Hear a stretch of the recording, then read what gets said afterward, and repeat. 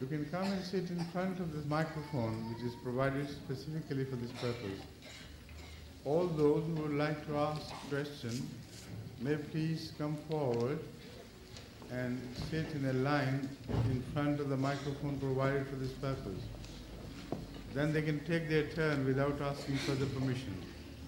Assalamu alaikum, Hazur. Wa alaikum salam. My name is Shabnam Kareem. I'm from Gillingham. Okay. My question is, when non-Ahmadis have what they call a khatam, are we allowed to go and are we allowed to eat the food there? What is khatam? What do they say? What is the food for? Celebrating something? No, it all depends. There are different things for which they have such celebrations. Some are done for the sake of some dead saints, to please them. That is definitely haram. There is no question of any Muslim eating it. But there are some khatms, they do it just as a tradition, rasm, practically they are meaningless things. And there, because there is an element of doubt, I should not encourage Ahmadis to go on eating them just because it's food. Right? Right. Better play safe. Okay. So we are allowed to go? Some people die, on the 40th day they have some ceremony, they cook food, and on the 11th they cook food for the sake of Hazrat Abdul Qadir Jilani and so on. There's such a confusion. It's very difficult for you to investigate exactly what a particular food is prepared for. So why to, unnecessarily encounter this danger of eating the wrong thing? Huh? Okay, thank you.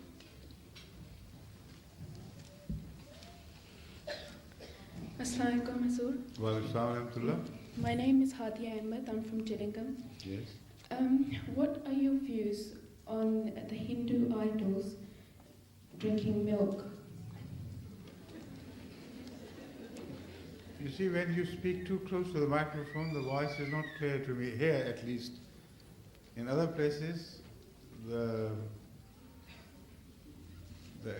loudspeakers are addressed in a direction that they can speak more clearly. Here, yes, please. What are your views on the Hindu idols drinking milk? The Hindu idols drinking milk. The Hindu idols drinking the statues when they said they're drinking milk. Have they stopped drinking milk now? Can you believe it, really? Well, I it's don't all believe hocus it. pocus nonsense, just a I don't- propaganda stunt, no more. In Germany, this question was asked of me, there were other Hindus as well. I said, let them, I'll have my murti bought from somewhere, and let them make it drink. All the Hindus put together would not be able to make that drink. They must have created some stunt to propagate, and the rest are the legends developed around that one incident of fraud. Right? Thank you. When we say Ashhadu an la ilaha, why do we have to raise our finger? La ilaha illallah. When we say Ashhadu an la ilaha, why do we raise our finger? The finger, this finger tashahud. What does la ilaha mean? La ilaha illallah. You know that? Translate la ilaha illallah, and then I'll answer your question. She doesn't know the meaning? Oh, poor thing, poor Lajna. You don't know the meaning of la ilaha illallah? How many others are there among the Nasrat who do not know the meaning of la ilaha illallah? Raise their hands, please. If you don't raise your hands, then I'll ask at random from someone. There's none worthy of worship except Allah. Muhammad is the messenger of Allah. Why didn't you say that before? When you say la ilaha illallah, this means there is no God but one. And this is the finger. Your single finger which is raised indicates 1.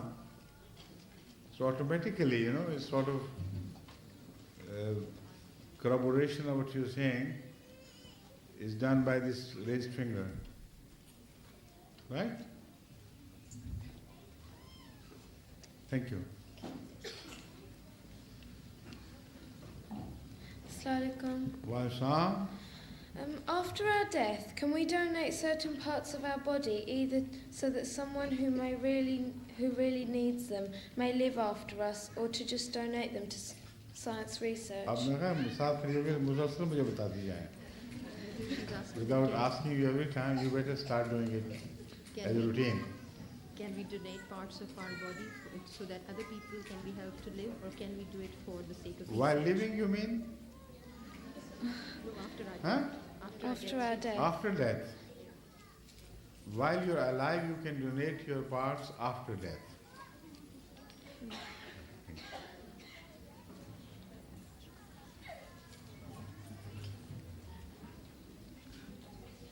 Assalamualaikum. Wasalam.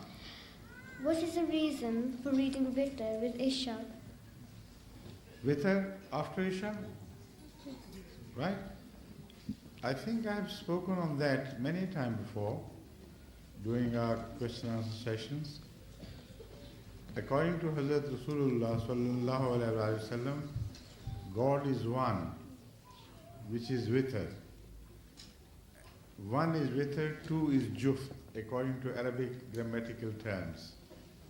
One is Witr, two is Juft, three is Witr, four is Juft, 5 is Witr, and 6 is Juft, and so on and so forth. So because in English they say odd numbers or even numbers. So Witr is simply an odd number. Ahmad sallallahu alayhi wa sallam once said that because Allah is one and this is odd number, so He also likes odd numbers. And so in the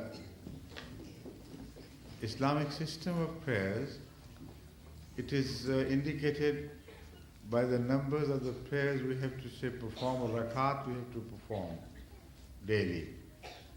For instance, the number of prayers which we have to say daily is 5, right? Yeah. That is an odd number. And then, although each prayer has even number of the 5 prayers, one is with odd number, which is Maghrib. So when you say Maghrib prayer, in all the obligatory prayers, the number is turned into odd. Because if you sum up all the rakat of other prayers, they would make an even number. But when you add upon them the Maghrib rakat, then all the number becomes odd. Right? Right. Or wrong? Right. Okay. Now, what is to be done about the nawafil? I was just talking to you about obligatory prayers, farz namaz. As far as the nafil or optional prayers are concerned, there also had to be devised some system of turning them all together into odd number. That is exactly what has been done. So by witr. Witr is the one rakat which turns all the nawafil or optional prayers into odd numbers. So that is why it is said singly at the end of nawafil. And the right time for that is during the Tahajjud prayer. Hazrat sallallahu alayhi wa sallam used to say his nawafil, that is optional prayers, during the day in even numbers, and added upon them some prayers in even numbers in the tahajjud time. But before he finished, he would say add a single rakat, and it is that which is called witr, which turned the entire number of optional prayers into an odd number. Now, because there are young boys and men and women who are weak, who cannot get up for tahajjud prayer, and anyway it's not compulsory, so there is a provision made for those people who would like to sleep after Isha and who cannot wake up for tahajjud. For them, this is a provision that they should say their witr after they have finished the sunnahs and nawafil of Isha prayer. And this is to be the last. For them, till the morning prayer, then there will be no other prayer. So when you say one single witr, it should be done at the end of the day's prayer or the night's prayer before the next morning. Got it? Yep. Thank you.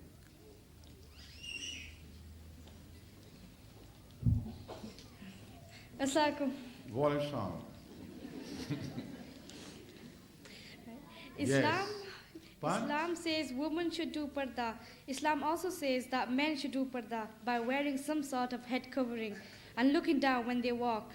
Then why is it emphasized more for women to do parda, but men tend to get away with doing neither? You see, on parda I have spoken for hours together now, here and other places. I can't repeat all that now. I have, during the last Jalsa in UK, I spoke on this subject. Were you there or not? No. It's obvious from your question. So better get hold of that cassette or video and see it, and inshallah, most of your questions will be found answered in that address. Okay. If not there, find the German cassette during the German Jalsa this year, and some more questions will be answered there. If not, then go back. Starting from the first lecture I gave on this subject after I became Khalifa in 1982. At that Jalsa, my first address to ladies was on this subject. Right? Right. Thank you. Assalamu alaikum. Wa alaikum salam. My name is Asfa Ahmad. I'm from Huddersfield. In the Holy Quran, it says not to worship idols, worship Allah alone. Then why, when we perform Hajj, we walk around the Kaaba? Isn't that idol worshipping? No. It is not idol worshipping, because we do not consider Kaaba to be an object of worship at all. We do not consider the stone which we kiss as a symbol of worship, and we do not kiss that stone because we consider it to possess any divine powers at all. Khana Kaaba is just a building of stone. So it is a question of what you consider it to be. If Khana Kaaba is considered to be only a home made of stones, then how could it be an object of worship at all? As far as the direction is concerned, it has a different symbolic meaning. And the Holy Quran has already explained it in relation to your facing towards Kaaba. It says that practically, if you study the philosophy of Islam, you will find that Islam wants unity. Unity is so perfect that as we believe in God to be one, under Him, all those who believe in the unity of God should also become one. And as a symbol of oneness, when they stand in prayers, they should always face in the same direction, wherever they are. So, if a direction was to be chosen, the question would be which direction? And whichever direction was fixed, people could ask, why this direction, why not that? So turn whichever way you may, the question will not leave you. Why this? But in the choice of Kaaba, we have a very significant philosophy which makes it different from all other possible directions. That is why it is not a symbol of worship, it is a symbol of oneness of God. Khana Kaaba and its philosophy are discussed in the Holy Quran in various verses. And from that I gather a few points to help you understand this, because I know some people may be asking you and other similar questions, and you should be fully armed against these allegations. Khana Kaaba, according to the Holy Quran, was the first ever house which was built for the unification of mankind. So the significance of the house is unification of mankind. Inna awwala baytin wudi'a lin-nasi lalladhi bi-Bakkata. The very first house that was ever made for the benefit of mankind, not Islam, not any religion, mankind, was the one built in Makkah, which was called in those days not Makkah but Bakka. So it shows it's being very ancient house. So the purpose is obviously apparent, to unify mankind. But how? Other verses throw light on that, and we know that the unification of man could only be around the idea of unity of God. So the same house is mentioned as house of God. Not that Allah lives there, but because the very first house which was built for the worship of God was also the same house. Now this is an incident this is something which happened so far away back in history, that the Holy Quran does not tell us the detail as to who built this house in the first place. But the Holy Quran refers to this house as the most ancient house, Baitul Atiq. From that I infer that this was the first sign of civilization of man. It was this house which taught man how to live above the surface of the earth, to come out from the caves. So the caveman was first taught to live in a built abode like the Khana Kaaba, and the first purpose was the first civilization began from this. So this is both a symbol of the unity of mankind, a symbol of the unity of God. So if any place, any direction is to be fixed, it has the prior right over every other direction. This direction reminds you of oneness of mankind. This direction reminds you of oneness of God. As such, it is impossible to relate it to any concept of idol worship, even so remotely. It's impossible. Secondly, the Holy Quran further explains the object of this direction towards Kaaba, and tells us that remember this, God is not there. Don't misinterpret the word Baitullah as the house of God where you will see God residing. The Holy Quran says, exactly discussing the same subject, Ainama tawallu fathamma wajhullah. Remember, in whichever direction you turn, there would be Allah.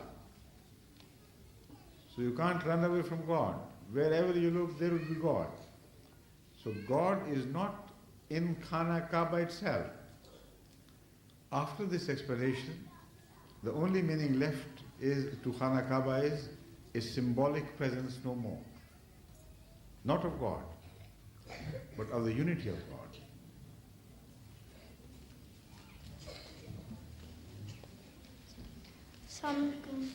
Wa alaikum assalam wa rahmatullah. My question is, what is the significant thing about going around the Kaaba 7 times during Hajj? Yes, the significance, again, as far as the number 7 goes, it has its own significance.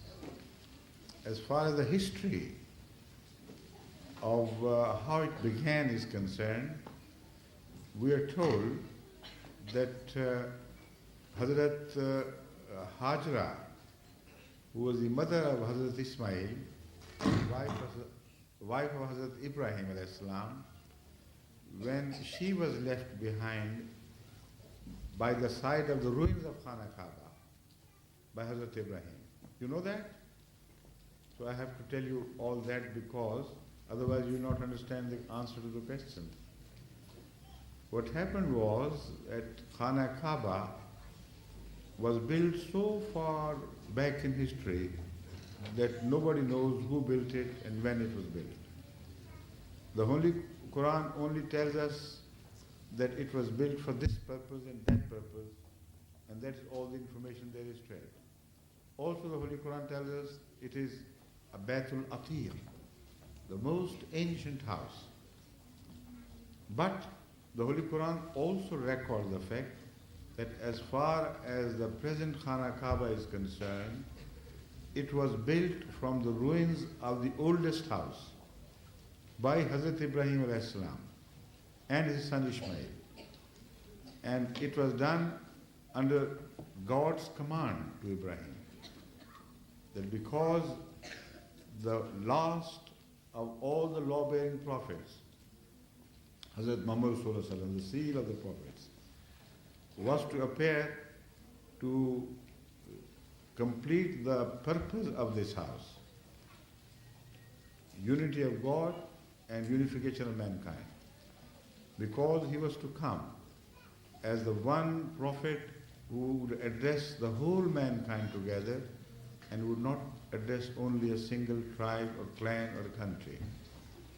As such, Abraham, being his grandfather in that sense, that he also stood out among all the prophets as a symbol bearer of unity, as custodian of unity on earth. So Allah chose him to rebuild Khana Kaaba, which had got buried under deep sand. Only a small stone was jutting out to indicate that it was here that the Khana Kaaba used to be. So Hazrat Abraham alayhi salatu wasalam was told by God that he should go and leave his wife Hajra, who is called Hagar in English, and Ismail, who is called Ishmael. As he was just a small baby. He should leave them by the house, and Allah would take care of them. He should leave them and go out so that right from the very beginning, Ismail should be raised as a boy raised around the house of Allah, from whose progeny there was to be born Hazrat Muhammad Rasulullah sallallahu alaihi wasallam. So this was all organized with a special purpose.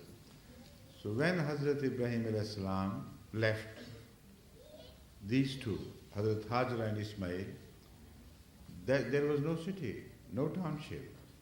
It was a large, vast desert in midst of which there was one stone jutting out indicating the remains of the ancient house of God. There was no water, no food. So he left there only a sack full of water, and it was in fact what's called mushk, a thing made of skin. You know, a large bag in which they fill the water and bind, and it still is used in India and Pakistan as such. So that skinful of water was left there, and also some food. And then he took leave of them and went back. Now this water ran out as it should have. And there was no source of water available close to them. It was all just a desert. Then Hazrat Hajra became extremely anguished at the sight of his son, young son, suffering, crying for water, but there was no water. So in anguish, she ran from one hillock to another. There were two sand dunes close to each other, or small hillocks. So she went up the hill and looked around and saw if there was any trace of any caravan coming in that direction. And then she ran back, and then again back. And that she did 7 times. When suddenly she observed a very strange thing happening. The boy, where he was lying, striking his heels against the sand, suddenly there sprang out a fountain of fresh sweet water. And it was that water which we refer to as Ab Zamzam. Later on, a caravan observed the signs of water. So although it was not their route, because when there is water in the desert, there are always some birds. And very rapidly some greenery grows around it. So before the food was exhausted, a caravan was passing by, observed at some distance some signs of water. They were surprised because regularly they used to go along that path and there was no water. So when they reached there, they found Hazrat Hajra and Hazrat Ismail, unsheltered, sitting there, drinking the water and eating whatever food was left. So they decided to camp there. And it was the first dwelling, the first township they started building around that house. And when next time Hazrat Abraham returned, it was already a small village and an oasis of green, foliage building around and spreading out. And the water was plentiful because the water which sprang out was quite rich in its source. So with the grace of Allah, gradually the township of Mecca got built around this well. Now the number 7 is in itself a perfect number, but it so happened that God made Hazrat Hajra go up and down the hills 7 times, and from then on the 7 circuiting are also recorded and preserved. It is possible that it was Hazrat Abraham who, when later on built or rebuilt the house of God from its ruins, performed his first Hajj around it and made 7 circuits. So the word 7 is a very symbolic word which in fact means a limitless time and an unending thing. So 7 heavens are mentioned in the Holy Quran, while there is no end to the universe. 7 days are there to a week, and the weeks repeat themselves, go on unendingly. There are 7 verses of the Surah Fatiha, again symbolic of perfection, of an unending message. So the word 7 is very significant, and when you understand the significance of the letter 7, the figure 7, then you can relate it to the 7 circuits and 7 times up and down running in between the 2 hillocks. So the story becomes perfect and relatable and understandable. Have you answered your question? Yes. Or more than that? Right? Jazakumullah. Jazakumullah. Assalamu alaikum wa rahmatullahi wa barakatuh. Wa alaikum salam. I'm Sabia Dean from Hanslow. I have two questions. If I have chance, I will do the other. My first question is, some children do not know Dua Qunut, so does God help them with their namaz or not?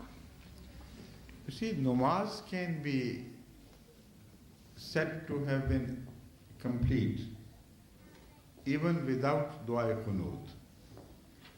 Because Dua Qunut is very important, of course, because Rasulullah Sallallahu Alaihi Wasallam used to say Dua Qunut. But it's not considered to be an essential part of the namaz, so that without it namaz will not be done. Surah Fatiha is essential. If you don't say Surah Fatiha, there will be no namaz. But Dua Qunut has an additional, optional meaning as well. But it is not that sort of option which you may ignore as you like. Because Dua Qunut was regularly said by Hazrat Rasulullah Sallallahu Alaihi Wasallam, and also it is a very important dua, very useful dua. So we teach Ahmadi children to remember this dua, to memorize it as almost essential. So if some girls have not been taught, the namaz may be accepted as having been completed, but not perfected. You can ask the question in another way. Give it different twist to the same question and say, is nose necessary for a woman to have on her face? If a woman is without a nose, would you define her as a woman or not? I would say yes. She is possible as a woman. But a woman without a nose and a woman with a nose, there's a, big difference between the two. You can ask, can a woman be accepted with one eye only? I would say yes, of course. Is she complete in the sense that she can perform everything she is built for? I would say yes. But I would say not perfect. Because there are two eyes, and the missing of one eye, although would not hinder her from performing her day-to-day tasks, yet would take something out of her beauty. This is also a part of human design. Beauty goes with it. So, call this beauty with a dua. But a very essential beauty like that of an eye being missing if it's not red. Is that my teachers believe that Jesus was on the cross for 3 days, then God took him to the sky, and I gave them the answer that has been, and they said that he is yet to come, and I gave them answer that it has been 100 years till he came, and now he's gone. You see, let me repeat what I've so far understood from your question. The previous one was quite clear. You said that the Christians at your school have been telling you that Jesus Christ remained upon cross for 3 days. And then he was taken down and kept in a sepulchre.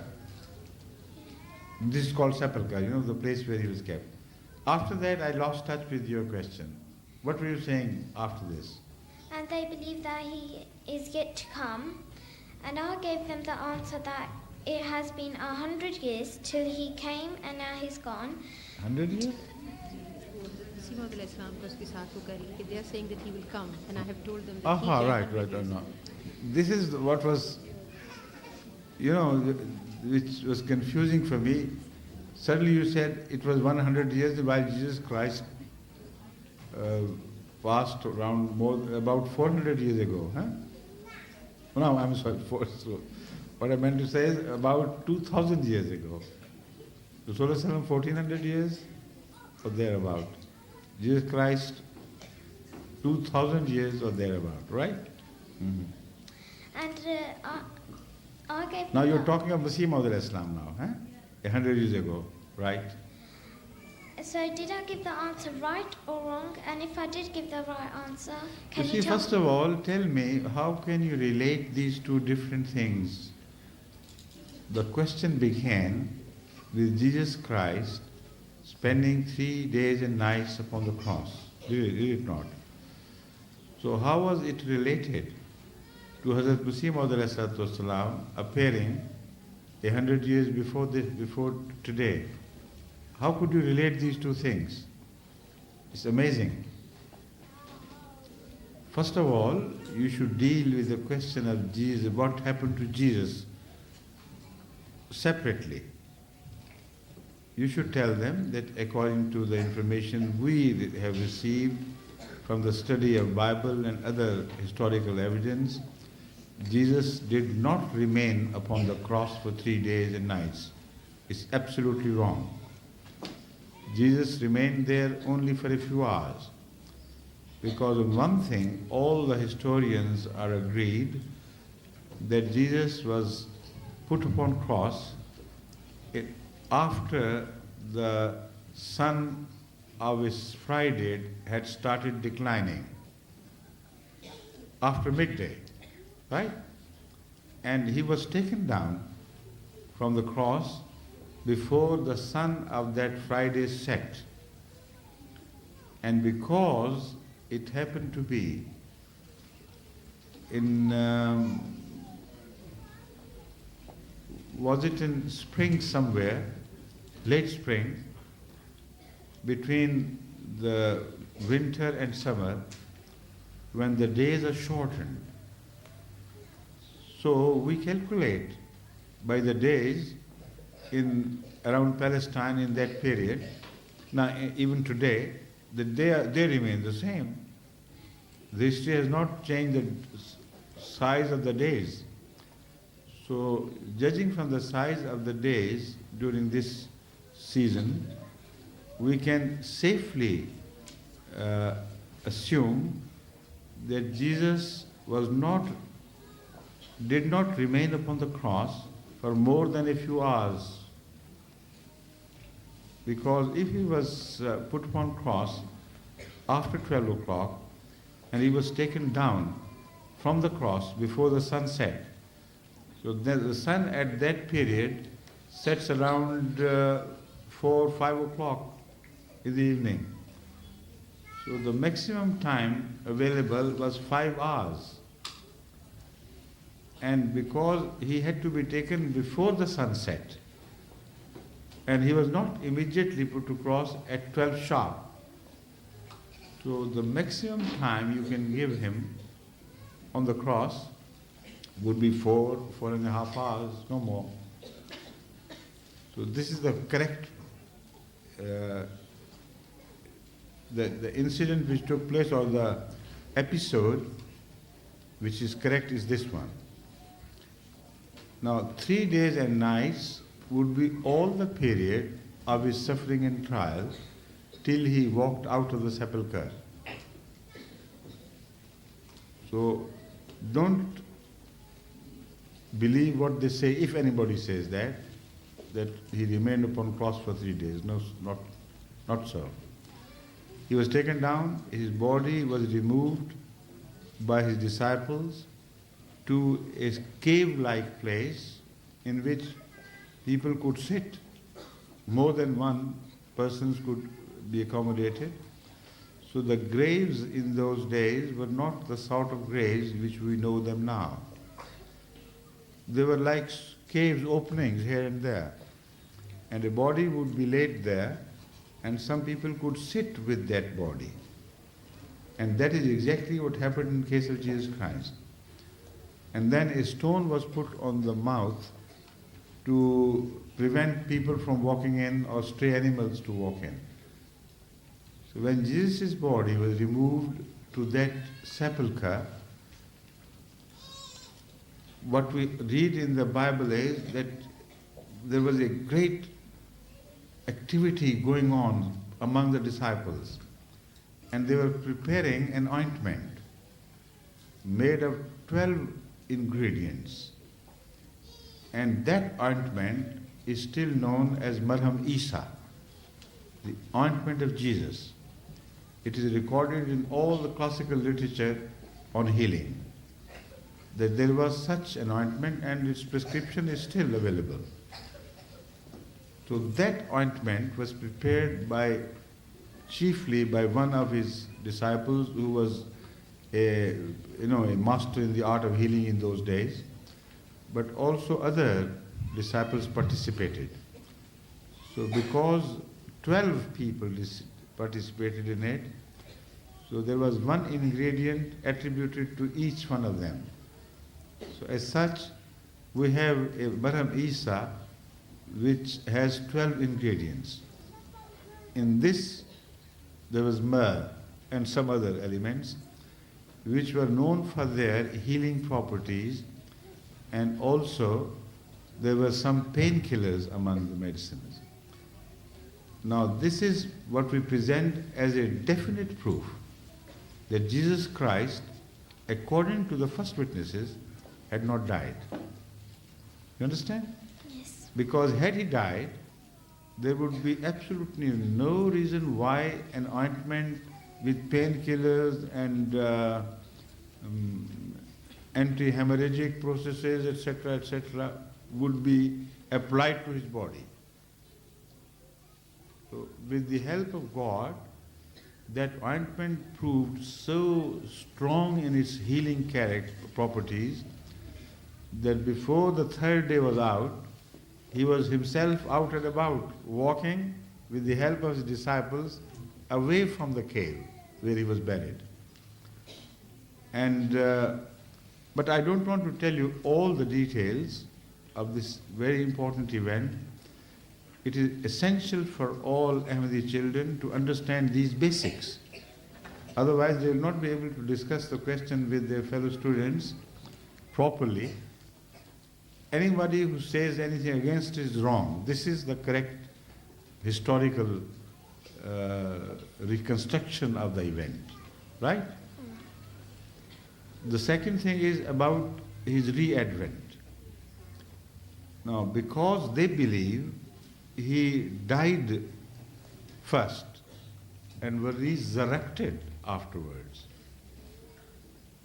they believe that he ascended to heaven.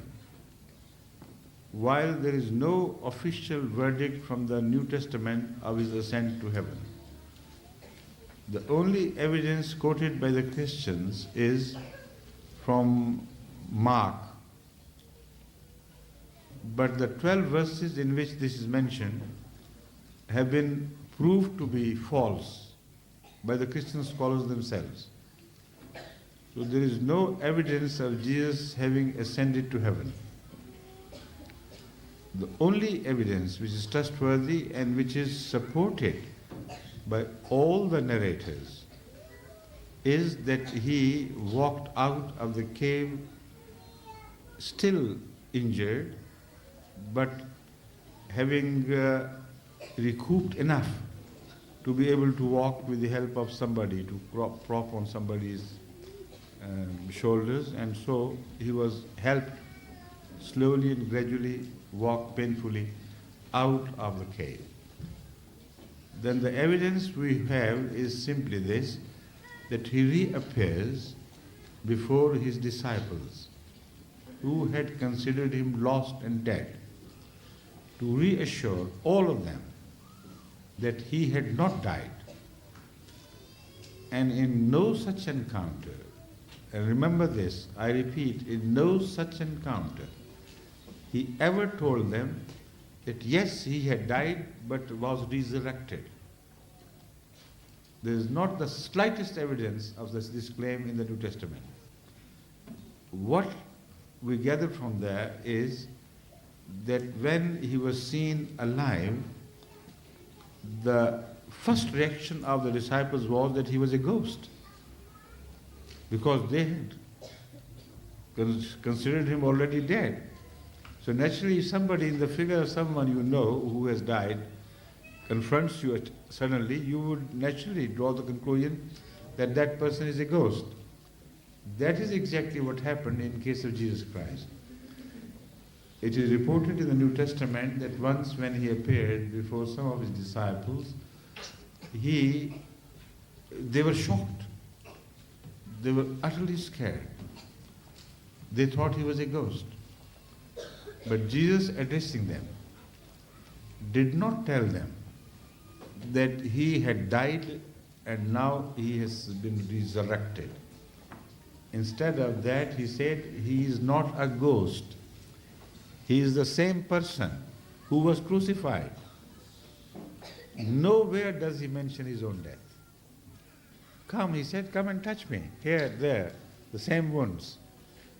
The same wound here. And he beckoned them towards himself to testify for themselves. To see, first of all, to see and touch the wound so that they could testify to others that Jesus was still alive and alive in the same body. Jesus had never died. This is the only testimony worthy of acceptance which we gather from the New Testament. The rest are their conjectures.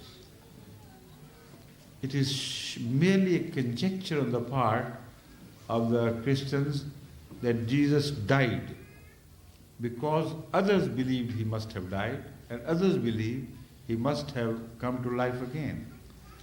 But Jesus is nowhere told to have claimed that he had died and he has come to life again.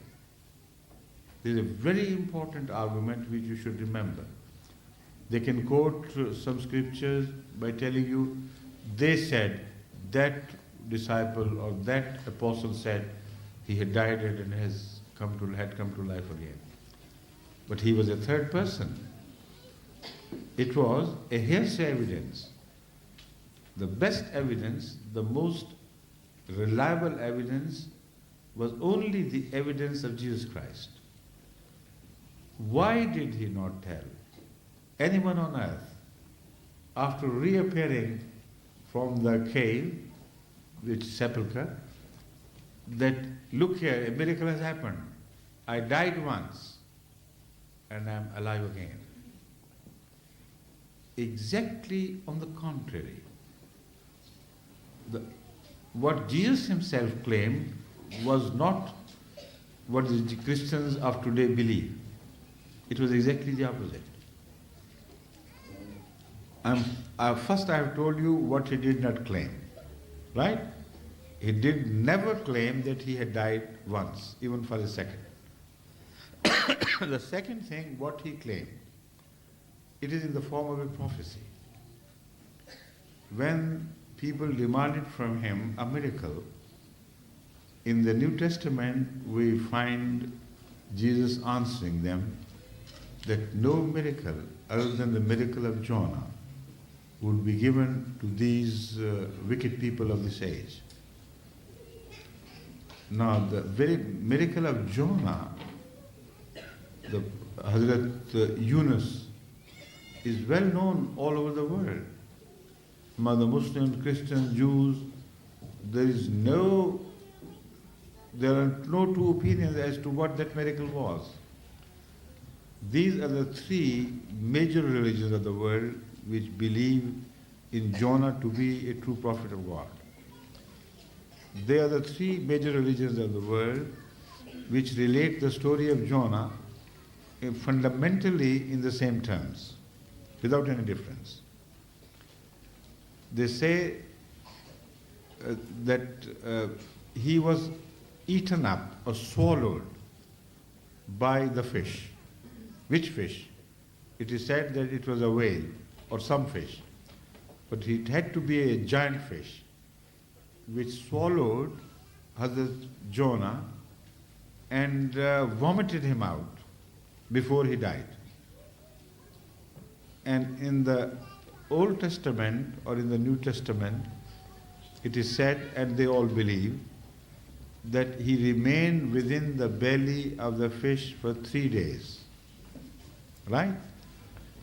So the critical period of Jonah's life, according to their belief, was 3 days where it was more likely for him to die than to live. Survival was almost impossible.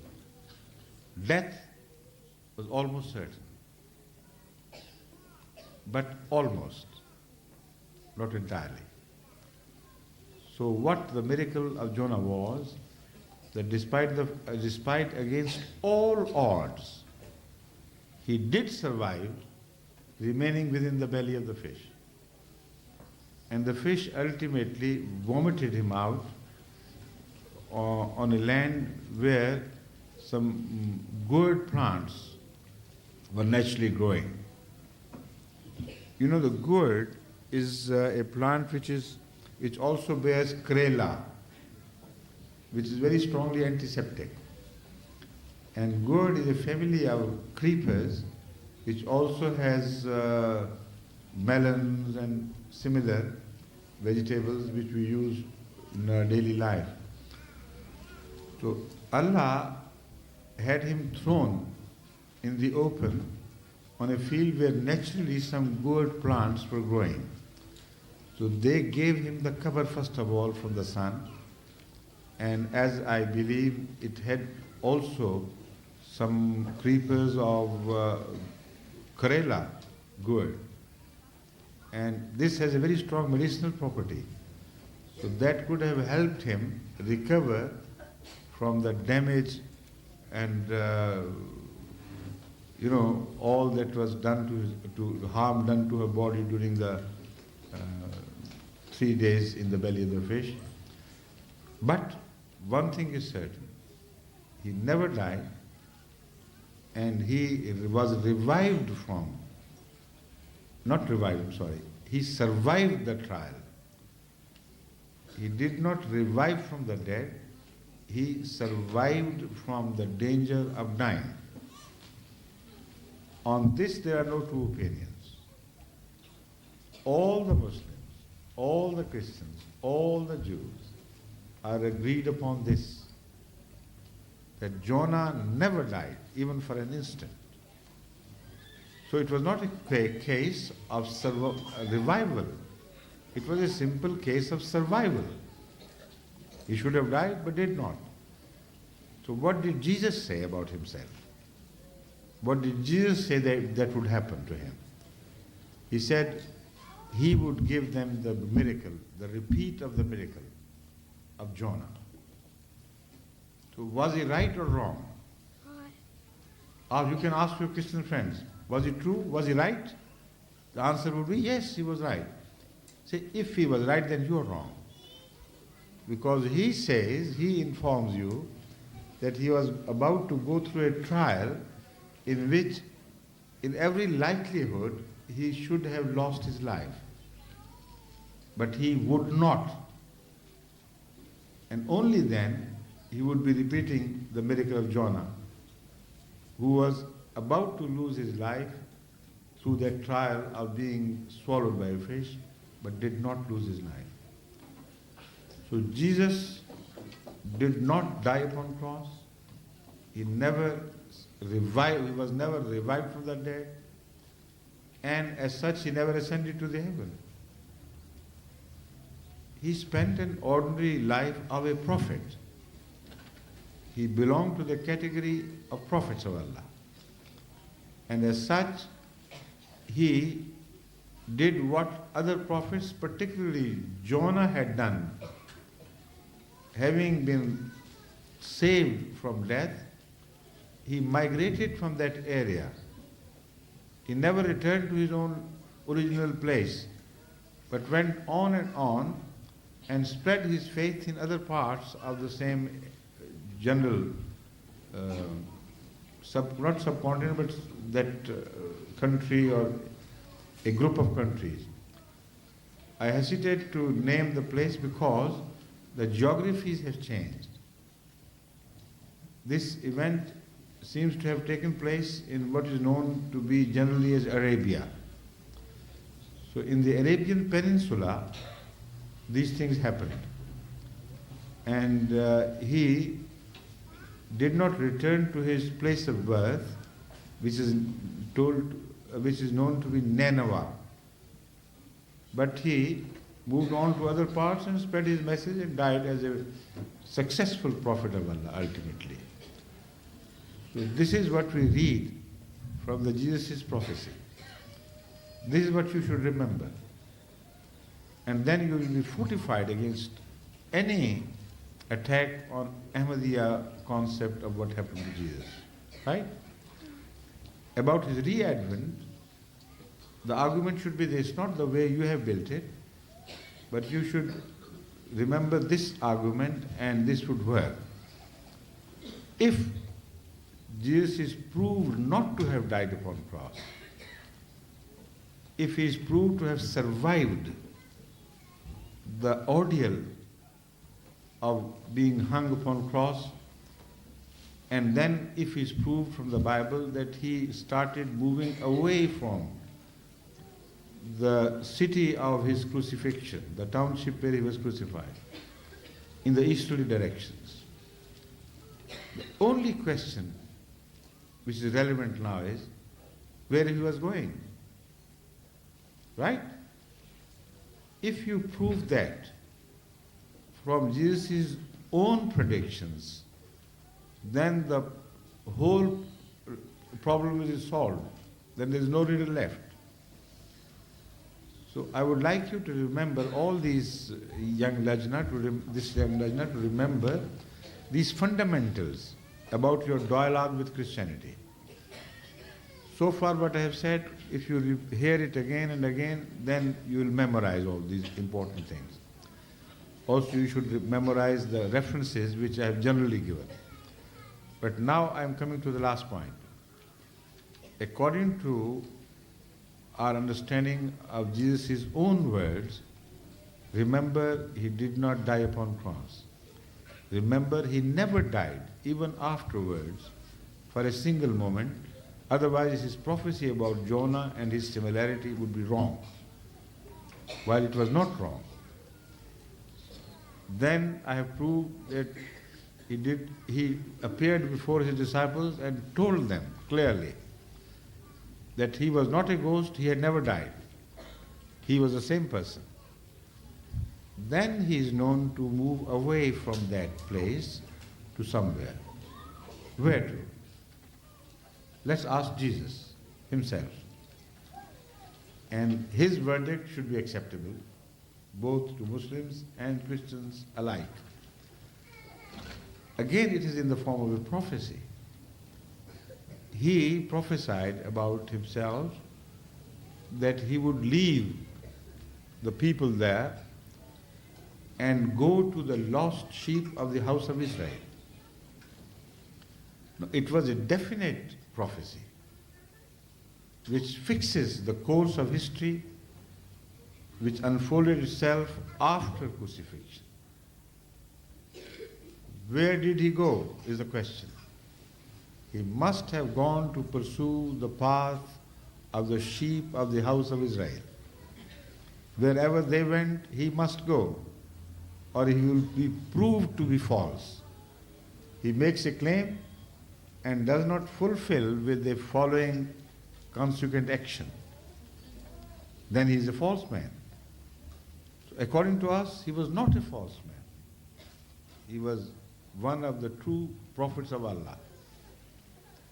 And as such, let's find out where the sheep of the house of Israel had gone.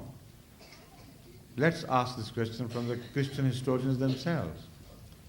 And they would tell you that they had migrated long before Jesus Christ in the easterly direction, and they ended up in India, in Afghanistan, in Kashmir, and also spread out in many other eastern countries.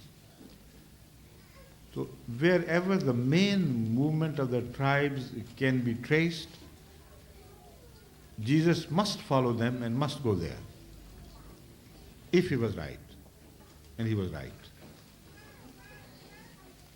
But if you believe in what the Christians believe, then again Jesus is proved to be false. How could a person be considered to be son of God in any way if he is shown to be false according to his own evidence? In the first case, as I told you, he claimed to be similar to Jonah. So if our understanding of what happened to Jonah and their understanding agrees with what happened to Jesus, then he's right. Otherwise, he's wrong. We believe him to be right, so we believe he never died, like Jonah never died. You understand the point? Yes. Now I come to the second thing. Where did he go?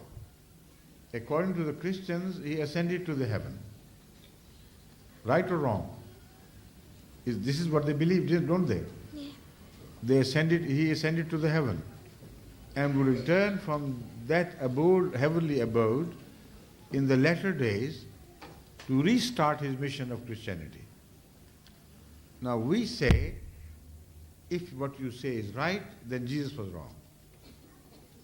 Because Jesus had made a positive commitment, an unchangeable commitment, that he would go to where the lost sheep of the house of Israel had gone. Now, had they gone to the heaven, why should he have ascended to the heaven? Was there any lost sheep of Israel to be found there?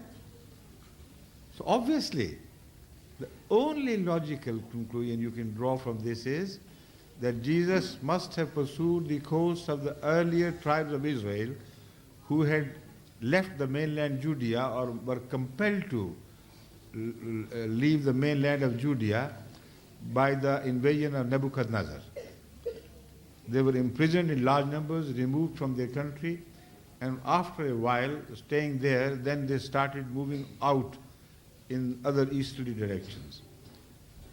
So Jesus, if he was right, he must pursue the same course as the Israelites had pursued earlier, or he was wrong. So if Jesus is to be believed as a righteous, true man, he should only be seen from the Ahmadiyya angle, because there you will find him a flawless person, always fulfilling the promises he made. If you accept him as they see from the Christian angle of today, then in these two major promises of Jesus Christ, he is found to be absolutely false.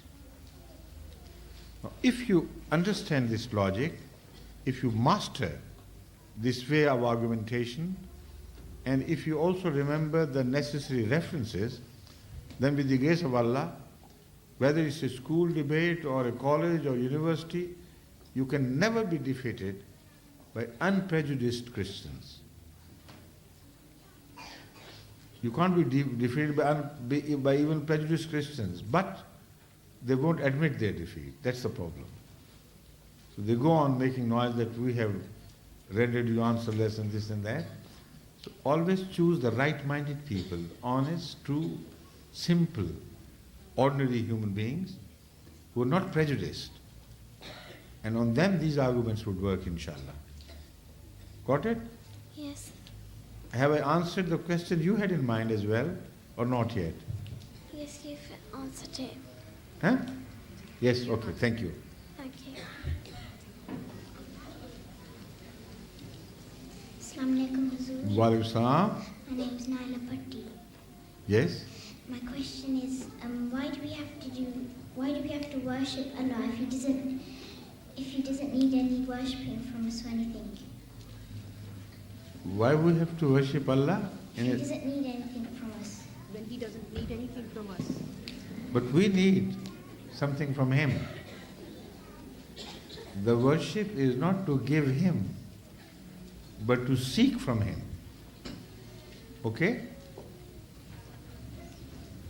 You worship him for your sake, because Allah tells us that even if all that he had created would turn away from God, still they cannot damage God even to the very slightest, even to the shadow of the slightest. He would still remain the master of the universe.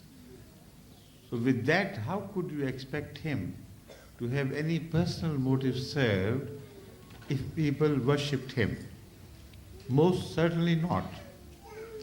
It is the imperfect which requires the help from the perfect. So the flow of benevolence is always from the high to the low. So by coming into contact with the high, those who happen to be at a lower angle, lower level, it is always they who gain. Got it? Thank you. Now we're left short of time, almost run out. अब यहाँ के दरमियान और मेरी वापसी के दरमियान कितने मिनट हैं? Only. By 2 minutes, the 45 minutes to time would be over, but I'll sit for 5 more minutes. I have to hurry back because of the Zuhr prayer. That is the problem. At 1 o'clock, I have to be in the mosque, and before that, I have to do my sunnahs as well. Right? Wa alaikum assalam. My name is Muthu. Right. I'm from Huddersfield. Right. How can we be sure that there is a God? How can we be sure that there is a God? Are you sure that you are there? Are you sure? Are you sure of your eyes, your nose, your mouth, your thoughts? What do you know about your eyes? Is it like a camera? Huh? They said they can look. They can look, but they are like a camera. And the most perfect camera, which has not yet been designed or invented by human beings. It is a camera with a permanent film at the back of it, which develops the pictures immediately, without loss of time. And you don't have to replace the films all the time. So it carries the picture and it can be reused limitlessly without any loss to the film itself. Is that right or wrong? You are seeing me, are you not? How do you see me? Yes. Your eyes have visualized what they think, what is before them. They have captured the sight of what is before them. Then the picture of what the eyes see is developed on the retina of your eye behind it. And then the picture is immediately developed. From negative, it is turned into positive. From inverted, it is converted into the erect figure. And the dimensions are corrected. And suddenly, if you shut your eyes, the picture will be gone. But when you look elsewhere, then the same film will become usable again, immediately. But there is a very strange system of preservation of records as well. What you see now, you will not immediately forget.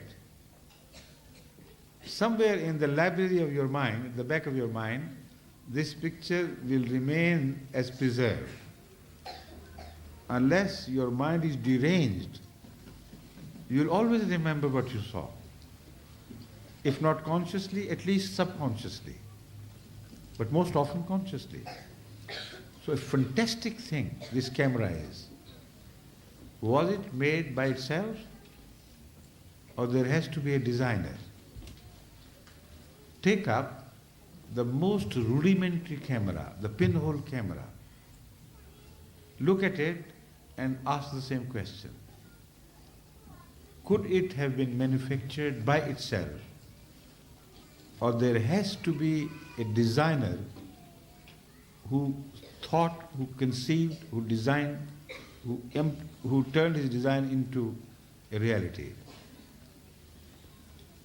So if the meanest of cameras, the crudest of cameras, could not have been created without there being a conscious mind before it, how could your eyes be made, which are a perfect symbol?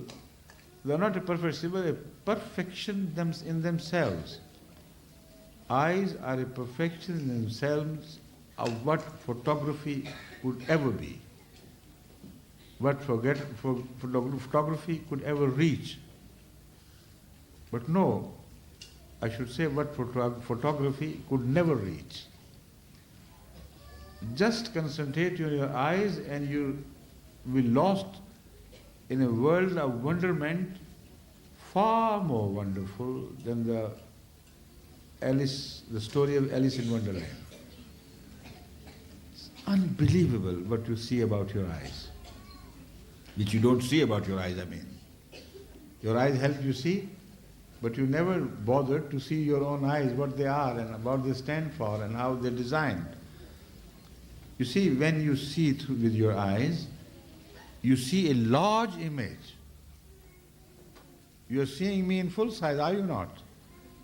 This camera, this table and all this. And for this, the enlargement is done automatically in a most fantastic way. For that enlargement, you should have a screen as large as what you're seeing. So in human photography, when you make an enlargement, you need a plate, a film or a paper as large as that enlargement is needed. Right? You can enlarge it that size, but still I will be seen there as a small thing. But what you are seeing me in full size, as what I am. And you are watching Hamda as well as what she is, and everybody is behind. And you are seeing it in all dimensions. What is in front, what is behind. And you are seeing the depth as well.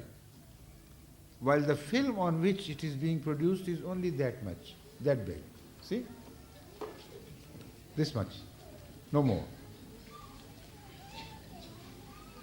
A fantastic thing, unbelievable.